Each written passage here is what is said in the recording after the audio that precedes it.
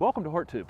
My name is Jim Putnam. This is a golden soft touch holly. Soft touch holly is a little low mounding holly, only gets about maybe 2.5, 3 feet in height, maybe 3 to 4 feet in width. Can be maintained pretty much any way you'd want to maintain them. This is the golden version of it. Has yellow foliage on the tips. I actually want to get your guys' opinion on this plant. Sometimes I look at it in this group right here, they look great. But sometimes to me it looks like it's just an iron deficient holly and like a sickly regular green holly. So I can't really decide whether I like it or not. I see more and more of them. I see them being planted quite a bit, and they are showy, as you can see in this group. It's a super low maintenance plant. Like I say, it's a type of Japanese holly. Japanese hollies are a big group of plants. Sky pencils, steeds, compactas, Hellerise. I've covered lots and lots of these. I've covered the regular soft touch. Japanese hollies come in all shapes and sizes. They're pretty much, I don't consider them very drought tolerant. They tend to have issues during extended periods of dry times, but other than that, they're pretty daggone industrial plants.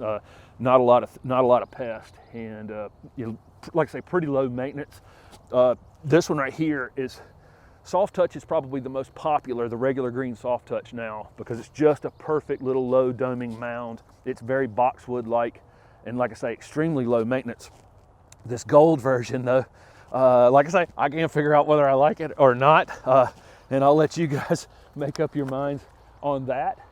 It is a plant that you can definitely put on your foundation and just never have to mess with. Never have to mess with it. If you mound this plant up just a little bit so it doesn't stay too wet, mulch it lightly, prune it in the late winter, like about this time if it needed any pruning, but this thing's pretty self-maintaining. I don't think you're gonna have to do any pruning on it.